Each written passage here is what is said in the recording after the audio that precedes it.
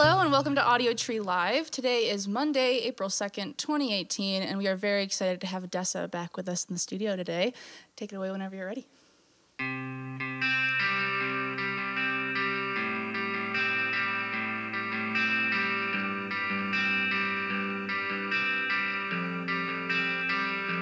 They say that your heart is the size of your fist. I can tell you firsthand, I know how that glove fits. Takes your whole life just to teach you two tricks. It beats and it attacks, and in between is all of love and loss attraction. You live your life between contractions, and you and I would do just that. But what if I could cure?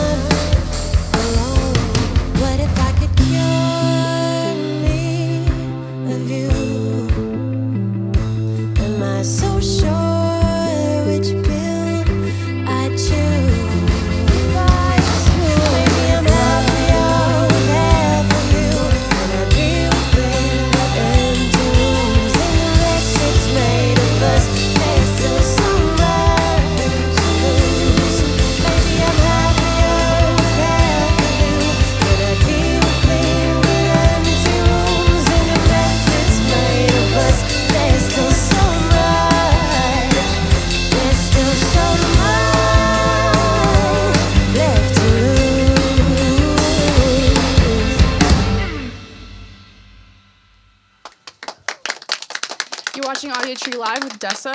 Dessa, thank you so much for being here and coming back. Thanks for having me.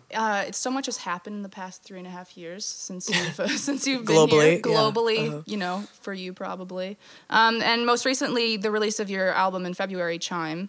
So I just wanted to, it tackles a lot of topics. And so what was the inspiration, or what was your mindset going into the creation of this album?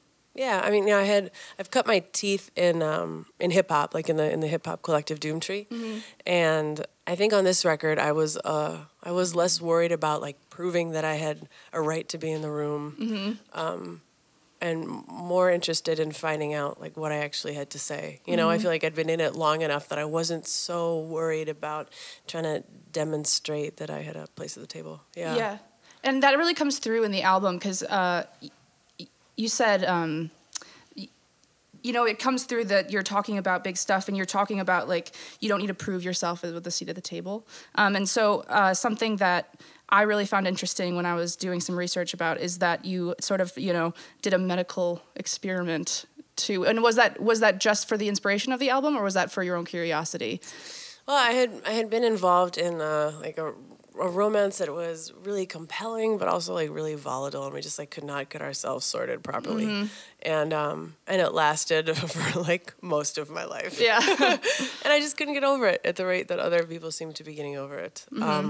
So partly as an artistic endeavor, partly as like a science project, but also partly in an effort to solve a real world problem. Yeah. I ended up watching this TED Talk by a woman named Dr. Helen Fisher, who said that she had done a few experiments that helped locate the coordinates of romantic love in the brain. And I thought, if I could find the love in my brain, maybe I could get it out. Yeah. You know? And so it was in partnership with the University of Minnesota and a woman named Penny Jean Gracefire that we did design like a small case study, a protocol to see if we could get my brain to fall out of love. And I feel like the song you just performed, Half of You, sort of, there's a line in it. And actually, as you were performing it, I when I first heard it, I interpreted it as like, cure me of you as like the person you're talking to. But then when you were just performing it, I was thinking, cure me of you, like half of you, the corpus callosum with like the reason versus creativity, like cure yourself of possibly maybe just like feelings in general and, focusing more on the reason side of you. I mean, so that's a trick, right? It's like I didn't want to lobotomize my feelings. Yeah. And I didn't want to render myself incapable of love, because that sounds like the beginning of a really bad fairy tale. Like, I don't went there. You know what I mean? I'm definitely the enemy of like a young girl growing up in a nearby castle. I think what I was trying to do was get myself out of a pretty stuck pattern. So like, the way that Penny Jean and I would talk about it, when she retrained my brain, or tried to with neurofeedback, the objective wasn't to like Botox my head, to stop things from happening. The objective had been to train your brain the way that you would train a muscle, so that it can react appropriately when you ask it to. Right? Yeah. Sometimes it should be active. Sometimes it should chill out. Yeah. So if a muscle was constantly flexed or constantly cramped, you would try to go get a massage at a bodega. Probably. Oh, don't get a massage at a bodega. That was the wrong word. I would not advise that. So I shouldn't get. Okay, that's good to know. That's good to know. 2018. Have you when did this occur? Like, when did the study happen? Yeah, it's like, and I'm also being careful not to oversell it, because I don't want to, inappropriately make scientific claims. Oh, for sure. A sample size of one, right? But it was in the end of 2016. Okay. And the beginning of 2017 that I was working with the U of M and with Penny Jean. Yeah. So since then, you've had some like time to sort of process the idea of love but thinking of it in a scientific way. Do you think about that if you're feeling those feelings now? Do you ever like, this is what's happening in my brain? I see what you're saying. I think that I conceptualize all human behavior as more integrated now, which is a $5 sentence for the idea that initially I was surprised by the fact that my brain would behave in a demonstrable, measurable way when it was in love. Because I think like a lot of people intuitively, if you had to point to where love is, you don't point to your anterior You cingulate. wouldn't think like it's quantifiable or something. Kind of. You don't expect it to show up on a scan. Yeah, exactly. And now it's just, I imagine that love and anger and surprise are full body experiences. So you could see evidence of that in a hormone measurement probably. Yeah. Elevated levels of cortisol. You could see that in the firing neurologically, if you were to be in an fMRI machine that's tracking the blood flow metabolically through your brain. You could also probably see that in things like the surface level of your sweat, absolutely. Sweaty palms, or in your elevated pulse rate. Like, your whole body participates in your thoughts and feelings. Yeah. That is super interesting. And I mean, like, and also just, I know that you majored in philosophy, so it's just, this is a whole different conversation, but just the, mind-body connection. See, that's the thing. It's like, I like the idea of the Cartesian divide, like there's the brain and there's the body, because I like the idea of keeping my brain in Tupperware, like clean and out of the muck. Yeah, and absolutely. then my body is just like this thing. Yeah, my body's just the machine that moves it around the world. Yeah. But I think the more we learn about both the brain and the body, the harder it would be to argue for any kind of Cartesian divide. Yeah, I agree. Oh, sorry. Oh, man. Sorry, viewers at home. Bad news. Well, thank you so much, and I'm excited to hear your next set. Yeah, let's do it.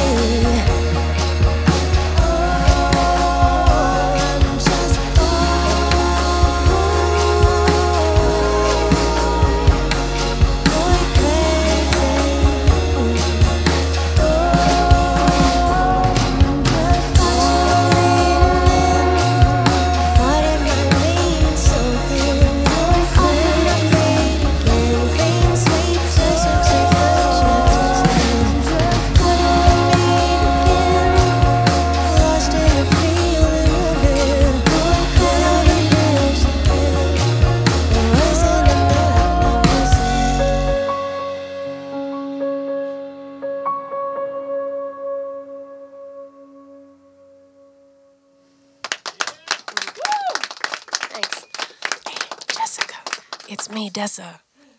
Are we allowed to swear? Yeah. Great.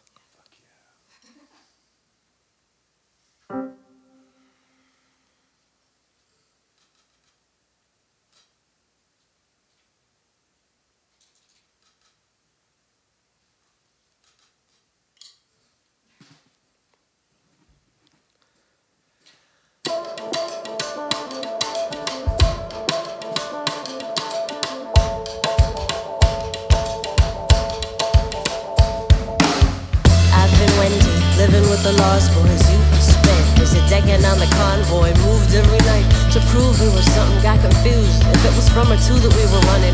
I've seen Gibraltar, I've seen the Taj Mahal, Soweto, Hagia Sophia, ships out on paints and walls blue. I played to full rooms, I played the fool too. Burning through the bottoms of a pair of new boots. Cut my hair, take my tits down. A woman on her own must be from out of town. Funny you don't know the concessions that you're making until you catalog them. And by then they're many, and your battle-hardened Jeep makes it with a fiasco. Keepsakes and parking tickets on the dashboard. I'm here to file my report. There's the eviction of the wolf pack. Till patient zero, he can have his rib back.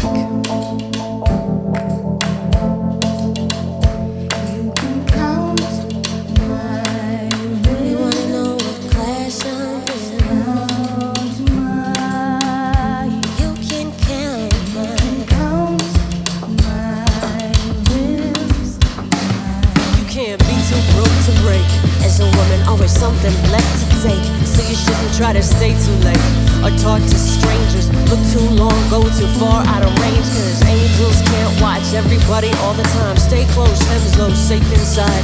That formula works if you can live it.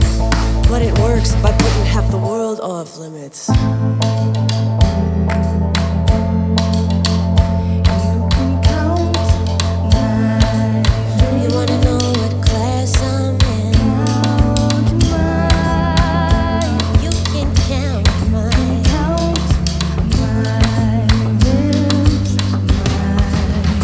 Say go out and be brave. We say be careful, stay safe. In any given instance that don't hurt, but it sinks in like stilettos and soft earth. Like the big win is not a day without an incident. I beg to differ with it. I think a woman's worth, I think that she deserves a better line of work than motherfucking vigilance.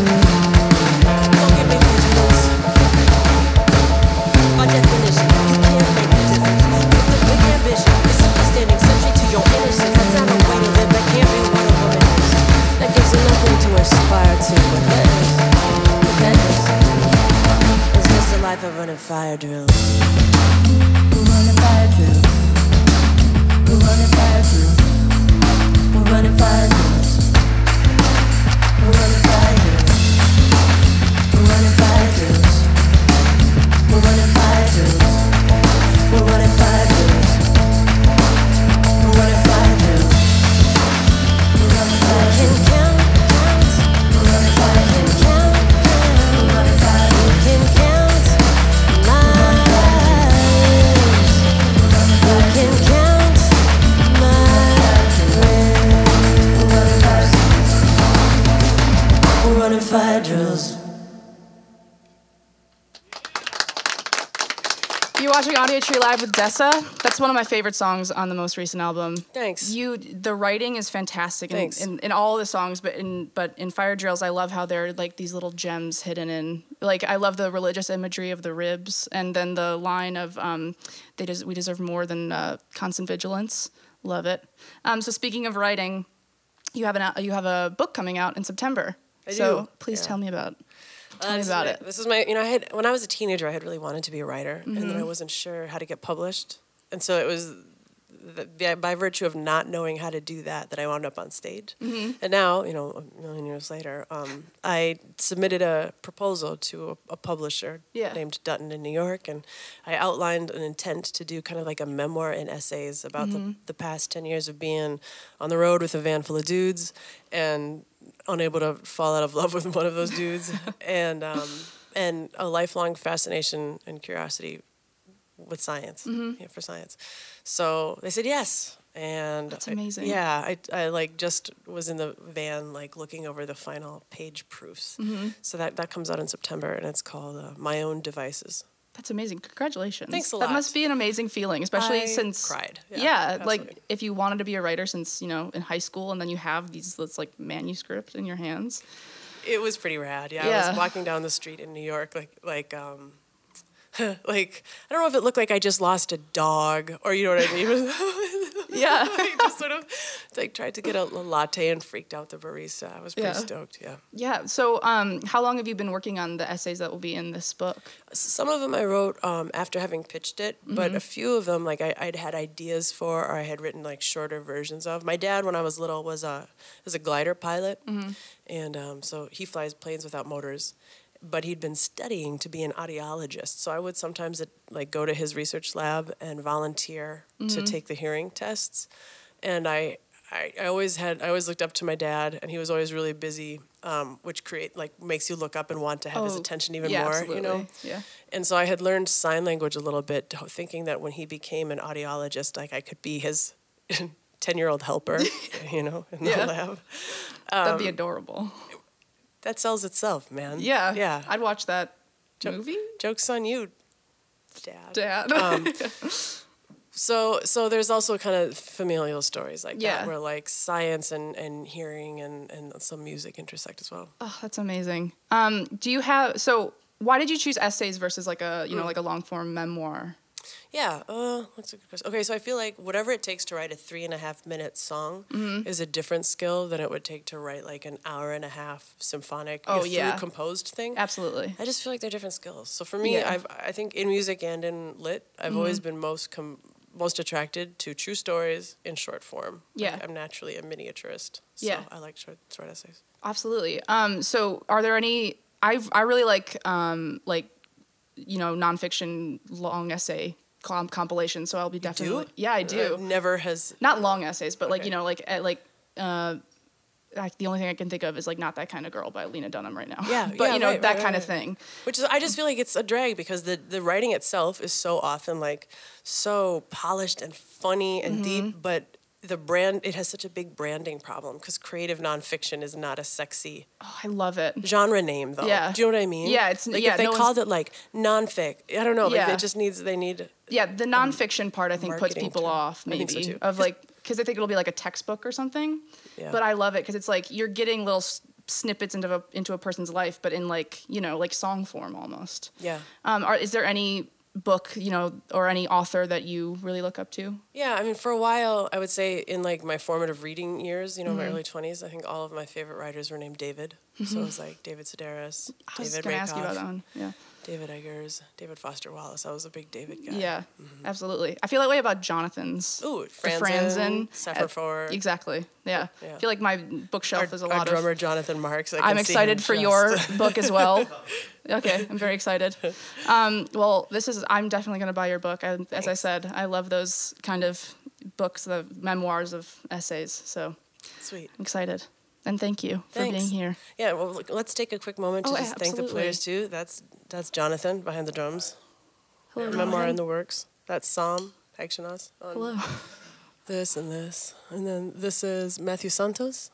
And this is Carl Loudon. And I'm Dessa. Yes. Thank you guys so much for being here. It's been lovely. Thanks. Let's do it, yeah?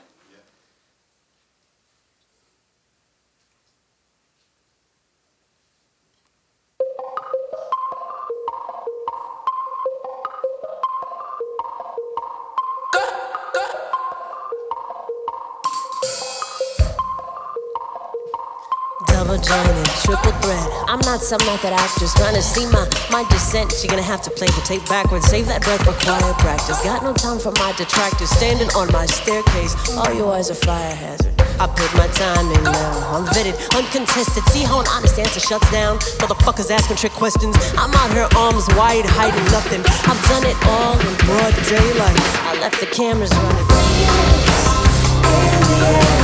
Red eyes shining in the candle flash. My secret is I don't keep none. See something, go ahead and say something. I ain't afraid of it. I don't drown, won't stay down.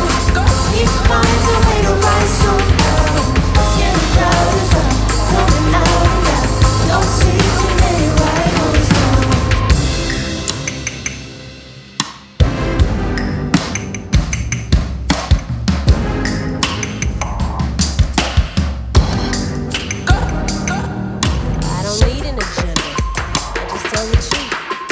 off the leash, don't touch it. It knows what to do, and I'm running a tight ship. Every deckhand here has a 5-year plan and an ice pick. Take a right coat, they could drive stick. I got an octave on you with a high kick. Don't blink, I don't block, I'm a bleeder. All I do is hit. I don't win them all, but I'd say I take 5 out of 6. Clock's running, better glove up if you insist. Okay, let's see who's really counting correct, who's been counterfeit. And the edge, red eyes shining in the camera flash. My secret is I don't keep none. See something, go ahead and say something. I ain't afraid of it. I'm down, won't stay down. He finds a way to rise somehow. Getting rise up, going out and out. Don't see too many rivals now. Cut my own heels with a pocket knife. Turning my fingers into sockets. My daily dose of lightning. Just buzzed enough to get me climbing up the kite. Straight my back is aching, my bill's too tight. But a chisel tip to this pencil fight. No luck, just fortified dice. I'm going running and nothing. I'm really rising. Fire in the horizon, feeling at the edge. Red eyes shining in the camera flash. My secret is I don't keep none. See something, go ahead and say something. I ain't afraid of it. I'm down, won't stay down. He finds a way to rise somehow. Scare the crowd as I'm coming out and back. Don't see too many rivals now. Phoenix and the ash. Red eyes shining in the camera flash. My secret is I don't keep none. See something, go ahead and say something. I ain't afraid of it. I'm down, won't stay down. He finds a way to rise somehow. Scare the crowd as I'm coming out and out. Don't see too many rivals now.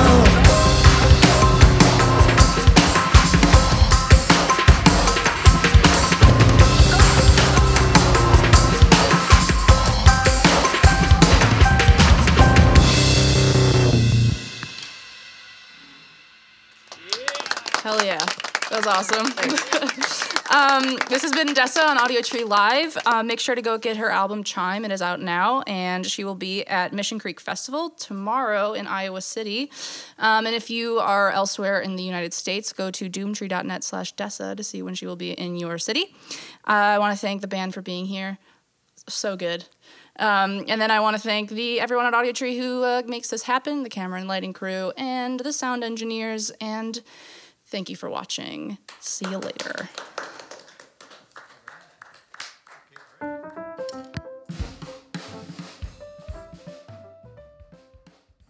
All right, so you guys want to do it for real now?